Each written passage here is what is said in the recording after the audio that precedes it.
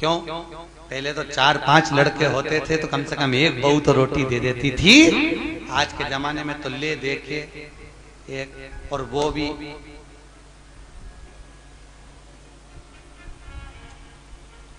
खैर आप सबकी बहुएं तो भगवान की कृपा है बहुत अच्छी मिली हैं, और जैसी भी मिली है ईमानदारी की बात है आज के समय की बहुएं तो फिर भी अच्छी हैं।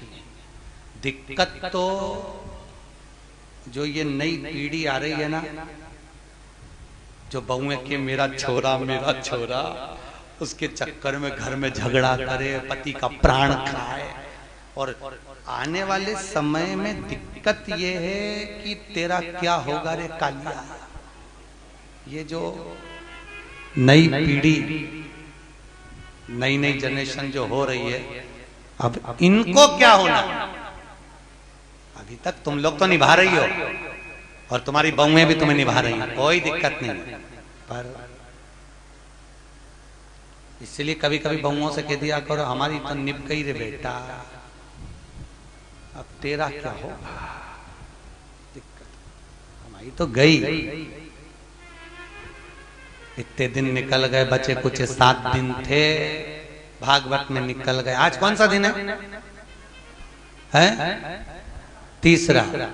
कितना बचा? 4। यूं निकल जाए। कल चौथा हो जाएगा, परसों 5वां, 6ठा।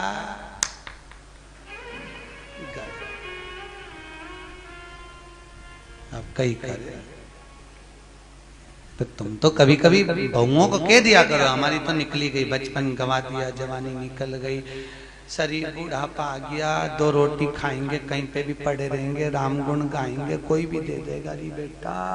पर दिक्कत तो आजकल के बच्चे इतने प्रश्न करते हैं, और प्रश्न माँ से नहीं करते जितने दादी से करते हैं।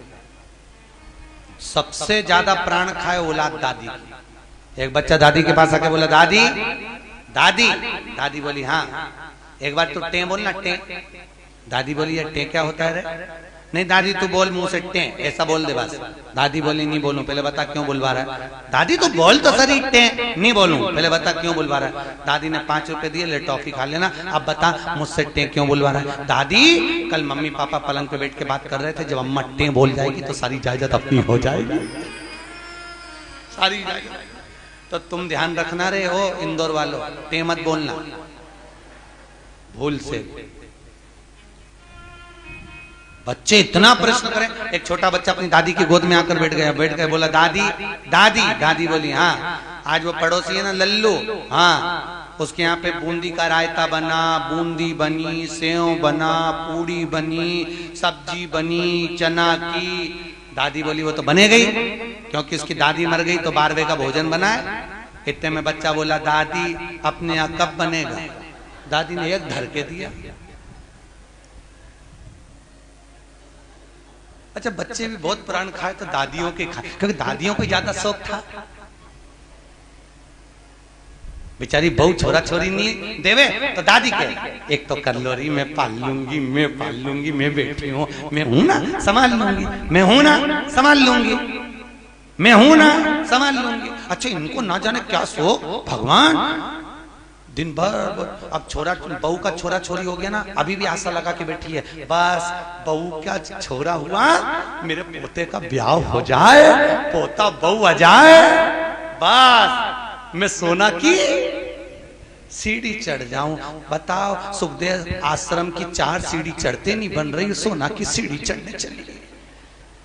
यहाँ पे तो हापड़ी भरा रही हुआ सोना की चढ़।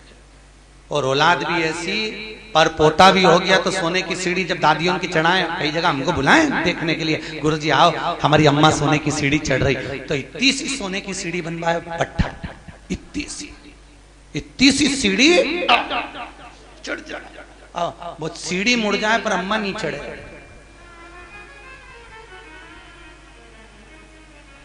कब चढ़ती थी सोना की सीढ़ी? गरुड़ पुराण में लिखा है सोने की सीढ़ी जब पर पोता हो जाता था और डोकरी मरती थी, तब अर्थी पे सोने की सीढ़ी चढ़ती थी। और आजकल कब चढ़ती है? जीते जी तू तो जा, अभी जा। ब्राह्मण कभी नहीं करता, इसलिए आज भी सोने में ब्राह्मण भोज नहीं होता। कभी देखा आप लोगों ने? सोने की सीढ़ी में कभी ब्राह्मण भोज नहीं होगा, क्योंकि सोने की सीढ़ी का भोजन कभी ब्राह्मण नहीं करता। क्योंकि सोने की सीढ़ी जिस दिन मरता है उस कहां प्रणाम करते हैं? मंदिर के पीछे। जितना आगे प्रणाम नहीं करेंगे उससे ज्यादा पीछे करेंगे। कौन से शास्त्र में लिखा है कि मंदिर के पीछे प्रणाम करो? कौन से पुराण में लिखा है कि मंदिर के पीछे प्रणाम करो? कहीं लिखा देखा? अरे बोलो तो सही, किसी शास्त्र में पढ़ा? ईमानदारी से बोलना। भगवान कृष्ण के पीछे दौड़कर चल रहा था कौन? काल्यावन। कथा आएगी आगे। जरासंध के साथ जब युद्ध हुआ था और ब्राह्मणों की सेना लेकर आया था काल्यावन, और भगवान युद्ध का मैदान छोड़कर भागे। नाम क्या पड़ गया था? रण छोड़ रहा है।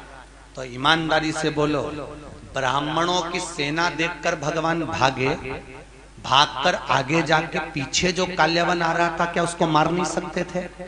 अरे बोलो जम के, मार सकते थे ना।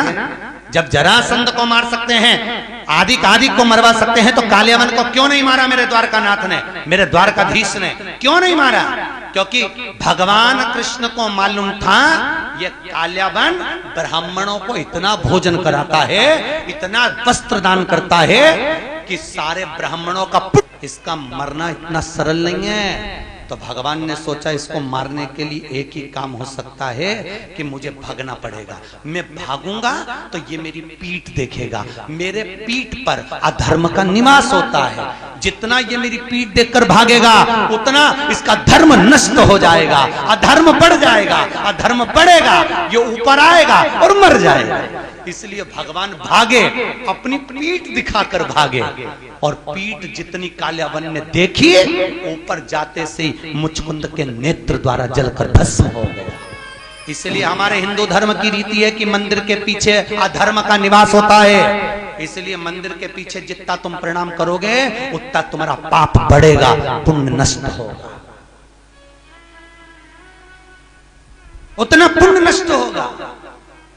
अब सोचो तुमने कितना पाप कमाया, बोलते जाओ। अरे बोलो तो रे, पाप कितना कमाया और पुण्य कितना कमाया? सामने लोग कम प्रणाम करते हैं, बस बेचारी ये परिक्रमा कर रही थी, थक गई, दीवार से टिक के खड़ी हो गई, तो दूसरी ने देखा पीछे प्रणाम करो तो कुछ मिलता होगा, दूसरी ने चालू करी, उसका देखे तीसरी ने चालू करी, तीसरे को देखे चौथी ने चालू करी, पूरा भारत की भूमि सब गंजी हो गई उसी के चक्कर में। सब एक क्रम पाने लगे सब। तो बेचारे वो तो कहीं कहीं के संत विद्वान थे, कहीं कहीं के महात्मा विद्वान थे, तो उन्होंने मंदिर के पीछे फोटो चिपका दिया भगवान का कि कम से कम इन्हें पाप तो नहीं लगेगा। तो फोटो चिपका दिया कि कम से कम आगे भगवान का भी दर्शन हो जाएगा। बेचारे संतों ने कृपा कर दी, पर तुम में अक्ल नहीं आई रे दादा, कहीं कहीं। और पूरे भारत की भूमि पे तुम कहीं पे भी घूम के देखना, जितने मंदिर मिलेंगे सब में पीछे लोग प्रणाम करते मिलेंगे। उनको समझाओ तो कोई समझे वे? अरे बोलो तो सही, क्या मालूम था कि अधर्म समाज पुण्य। ऐसी कई गलतियां हैं जो हम जीवन में करते रह रहे हैं, बहुत गलतियां करते हैं हम, बहुत। दिए के अंदर ही बत्ती रख के जला दें, परिक्रमा कर लें, ऐसी कई गलतियां हम अपने जीवन में कर रहे हैं, और भगवान से आशा रख रहे हैं कि भगवान हमको तार देगा, स्वर्ग भेज देगा। कहीं नहीं जाएगी, यहीं पड़ी रह जाएगी, फालतू की बात। सुधारो।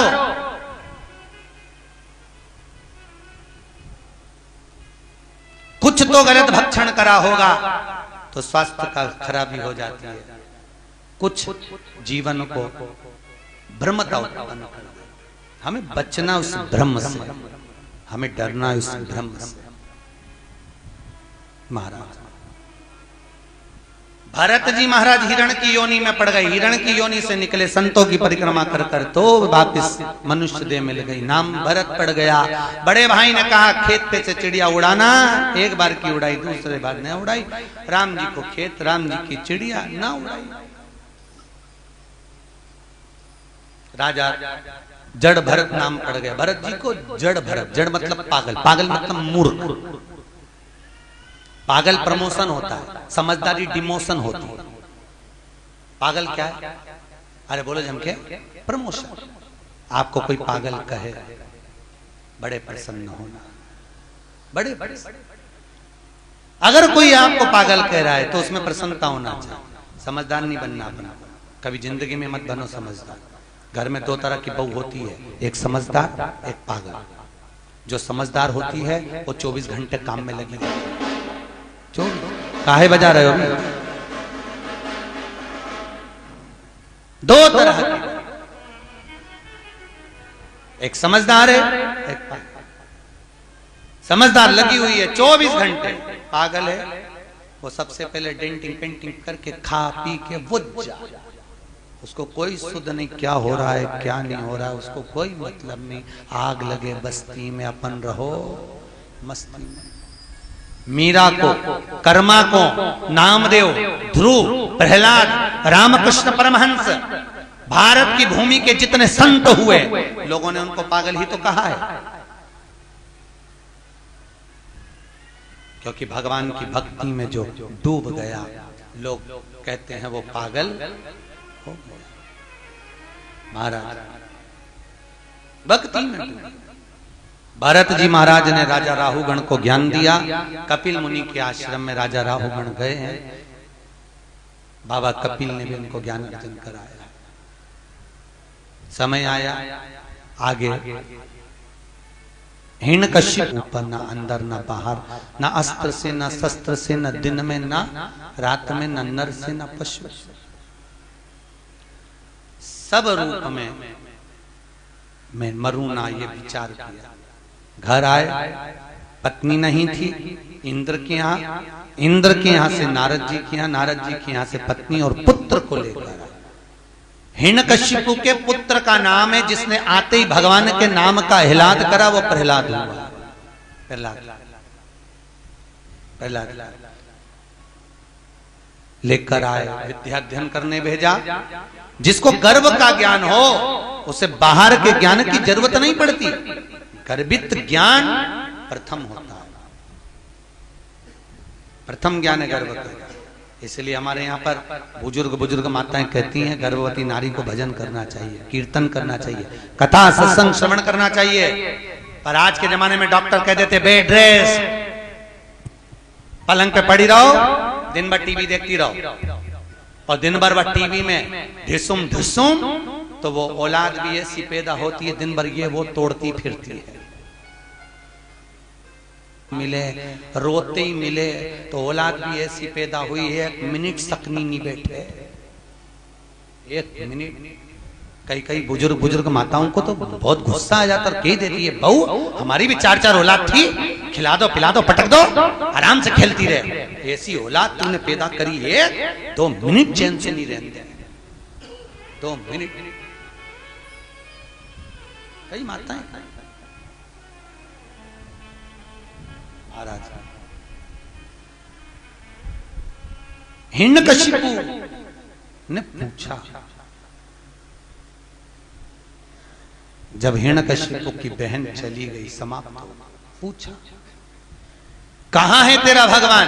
सर्वस्व खंबे में है, खंबे में भी है। गदा का प्रहार करा, खंबा टूट के नीचे गिरा, नरसिंह भगवान प्रकट हो गए। बोलो नरसिंह भगवान की, नरसिंह भगवान प्रकट हुए। शाम का समय था, पकड़ा, दहली पर ले गए। न नीचे मरे न ऊपर, जंघा पर मारा, न अंदर न बाहर, दहली पर। न अस्त्र से न शस्त्र से, नख से, न दिन में न रात में, शाम के समय, न नर से न पशु से, नरसिंह बनकर, ना ही 12 महीने में मरे, इसलिए एक अधिक कर, अधिक मास। हाथों को फाड़ा, आते निकाल कर गले में धारण करा, देवताओं ने पुष्पों की वृष्टि करी। बोलो नरसिंह भगवान की, नरसिंह भगवान का आनंद सुख प्राप्त हुआ।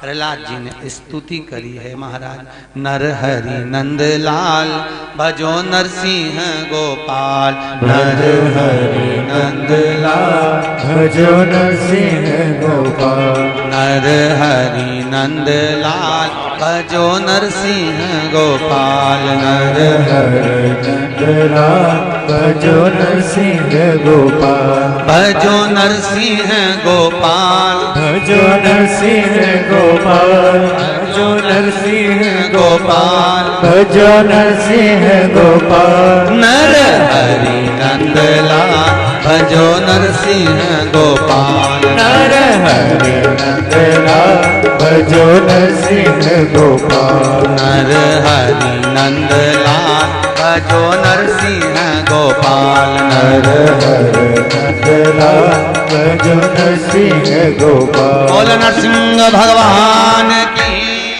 भगवान नरसिंह आनंद में रहकर प्रहलाद को जिह्वा से चाट कर पशुता दर्शाते हैं। स्तुति कर आनंद सुख प्रहलाद जी महाराज पाते हैं। आगे गजग्रह का वर्णन। एक सुंदर सरोवर में हाथी स्नान करने गया, मगर ने पांव पकड़ा, छूटता नहीं, बहुत प्रयास किया। अंत में पूरा परिवार जब हार गया तब भगवान को बुलाया। भगवान ने आकर सुदर्शन उठाकर उस मगर का शीश काटा है, हाथी का पांव छूटता है। हो नाम का सुर भगवान का स्मरण कर कर जाता है। कोई नहीं आता, कोई। वो कहते हैं ना, जब कोई नहीं आता मेरा शाम आता है,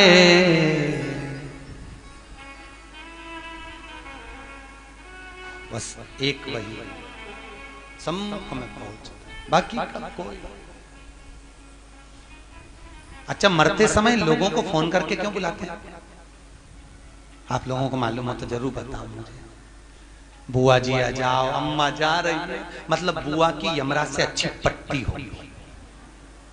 हो सकता है यमराज बुआ जी को देख के छोड़ जाए, पड़ोसन को उठा के ले जाए, या बुआ की आंख से डर जाए।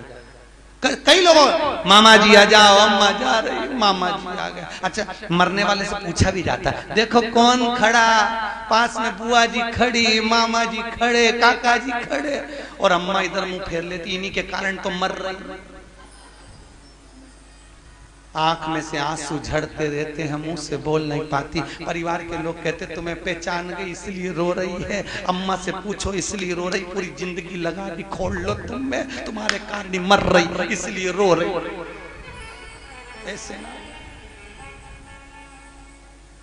कह देना परिवार वालों से, हमारे मरते समय जब प्राण छूटे डॉक्टर अपना काम करे, पलंग के पास में कोई मत खड़े होना।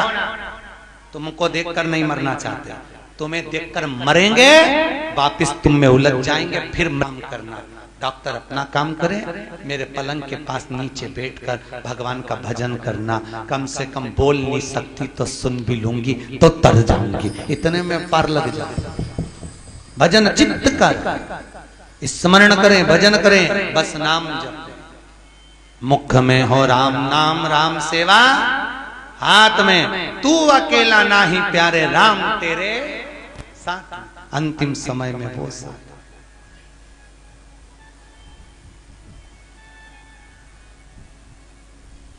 कहे हारे हारे हारे तुम हारे के सहारे। हम दुनिया में जगत में हार जाएं, पर एक सहारा आपका है, आपकी कृपा। आपके दिमाग कोई कौन होगा? महाराज बाक्य बिहारी, मेरा ठाकुर, मेरा लाडला, मेरा कृष्ण, मेरा गोपाला, मेरा कन्हैया, बस एक वही। हाथी का पांव छूटा, देवता राक्षसों ने मिलकर समुद्र का मंथन करा, सब कुछ निकला, रतन माणिक मोती सोना चांदी हीरा पन्ना गौ औषधि सब।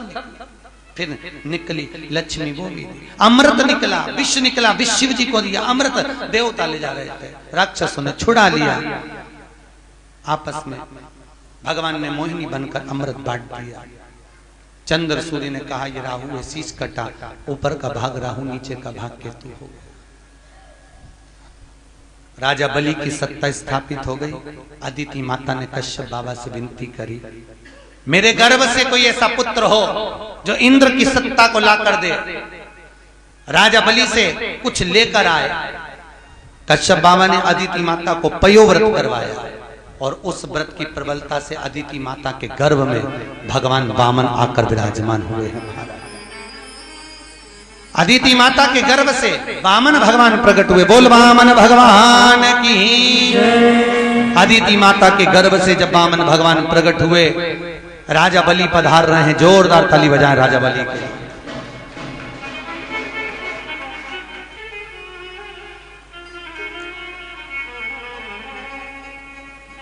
राजा बलि के दरवाजे पर वामन भगवान भिक्षा मांगने के लिए जा रहे हैं। 3 पग भूमि का दान मांगने के लिए जा रहे हैं। 3 जोरदार ताली बजाएं, वामन भगवान पधार रहे हैं। तेरे द्वार खड़ा भगवान, भगत भर दे रे झोली, भगत भर दे रे झोली।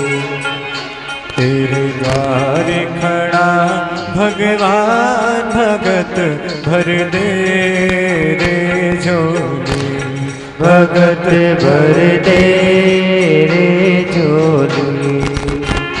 तेरा होगा बड़ा एहसान के युग युग तेरी रहेगी शान, भगत भर दे रे झोली हो, भगत भर दे रे झोली। तेरे द्वार खड़ा भगवान, भगत भर दे रे झोली। राजा बलि के दरवाजे पर वामन भगवान भिक्षा मांगने के लिए खड़े हुए। महाराज 3 पग भूमि का दान दे दीजिए। आवाज आई, राजा बाहर जाकर भिक्षा के लिए बोलते हैं, ब्राह्मण देवता आपको क्या दूं?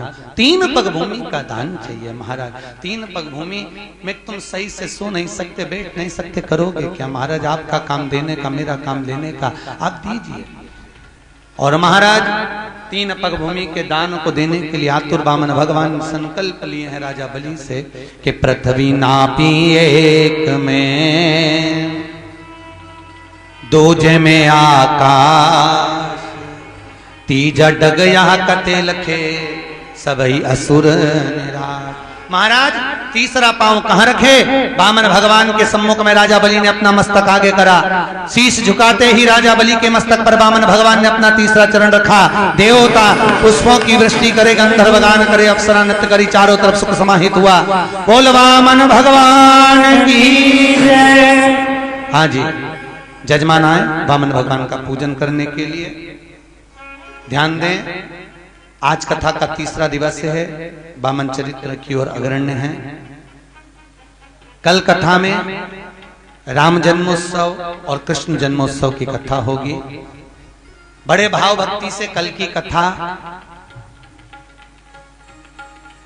10 बजे से चालू होकर ठीक 12:30 बजे तक रहेगी। कितनी बजे तक? जम के बोले 12:30। और 12 बजे राम जी का जन्मोत्सव करके कथा को विराम देंगे। उसके बाद में कथा कल दोपहर में शाम को 5 बजे प्रारंभ होगी, जो 7 बजे तक चलेगी। बड़े आनंद से कल सुबह के क्रम में राम जन्म की कथा पर पहुंचेंगे और शाम को कथा में भगवान कृष्ण के जन्म महोत्सव की ओर पहुंचेंगे। तो सुबह की कथा कितनी बजे है? 10 बजे से 12:30 और शाम की 5 बजे से 7 बजे तक कथा का क्रम रहेगा।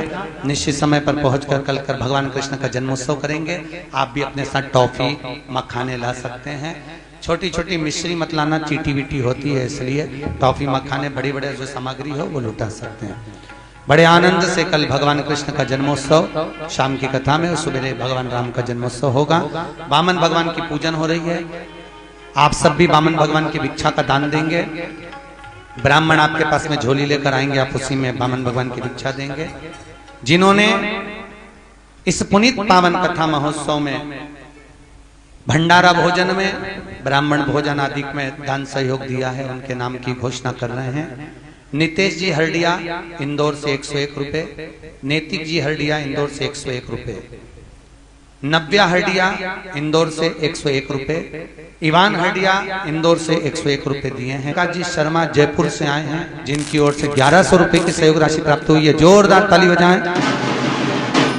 गुप्त दान 200 रुपए प्राप्त हुए हैं। सुरेंद्र जी गर्ग भटिंडा पंजाब से आप आए हुए हैं, जिनकी ओर से भोजन भंडारे में 2100 रुपए की सहयोग राशि प्राप्त हुई है, जोरदार ताली। बनवारी लाल जी अग्रवाल जयपुर वालों की ओर से 3200 रुपए की सहयोग राशि प्राप्त हुई है, जोरदार ताली बजाएं। 3200 रुपए की राशि प्राप्त हुई है भोजन भंडारे में। श्रीमती मनीषा जी मौर्य की ओर से 5500 रुपए की राशि है, ये कल घोषणा हो चुकी थी, और श्रीमती शारदा हडिया जी की भी घोषणा कल हो चुकी थी। शीतल लाल जी विजय जी देवली टोक से हैं, इनकी ओर से 2100 रुपए की राशि भोजन भंडारे में दी गई है। श्याम भाई शाह जलगांव वालों की ओर से 1100 रुपए, दीपक भाई छपखाना वालों की ओर से, औरंगाबाद वालों की ओर से 1100 रुपए भोजन भंडारे में दिए गए हैं, जोरदार ताली बजाएं। सूर्यकांत जी मिश्रा अंबाला से हैं, आप आर्मी में हैं और बहुत सुंदर सेवा आप देखते होंगे। भोजन आप करते हैं, उसके बाद जो पोछा लगाया जाता है वो आप ही सेवा प्रदान करते हैं, जो कि आप मिलिट्री से भी हैं। सूर्यकांत जी मिश्रा अंबाला से आए हैं। शरद कुमार जी माथुर दसलाड़ा इंदौर से हैं, आप 1500 रुपए की सहयोग राशि प्रदान करे हैं। रामकिशन जी रेखा कुशवाहा इंदौर से हैं, आप बहुत अच्छे सेवक हैं और सहयोग राशि आपके 1100 रुपए की प्राप्त हुई है।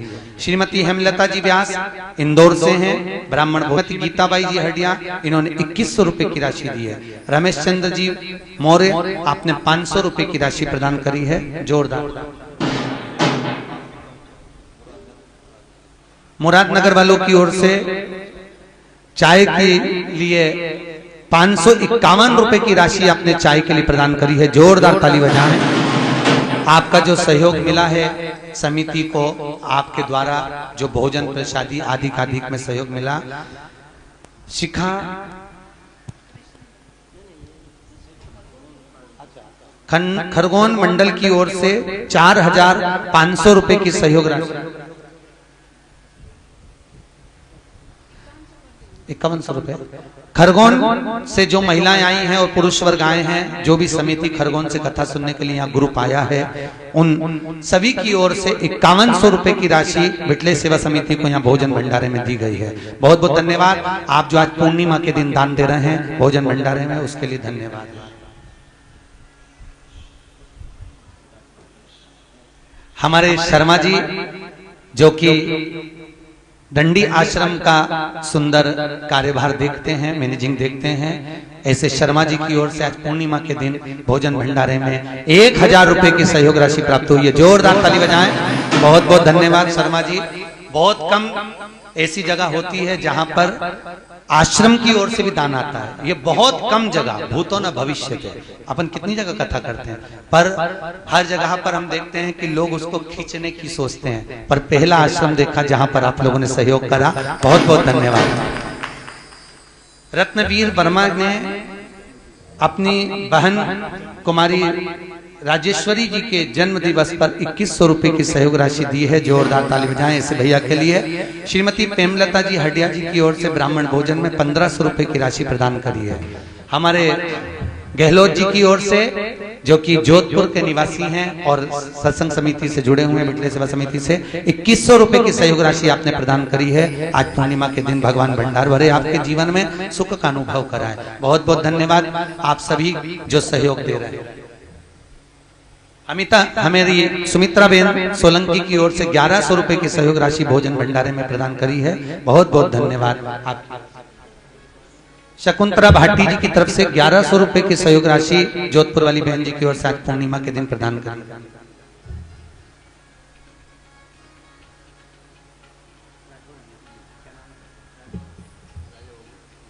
श्री राजा बाबूजी राठौर, आप ऑनलाइन पंजीयन कराए हैं बिटले सेवा समिति में आने के लिए। 1100 रुपए की सहयोग राशि आपकी ओर से, राठौर साहब की ओर से प्राप्त हो रही भोजन भंडारे में। बहुत बहुत धन्यवाद भाभी जी, भैया जी।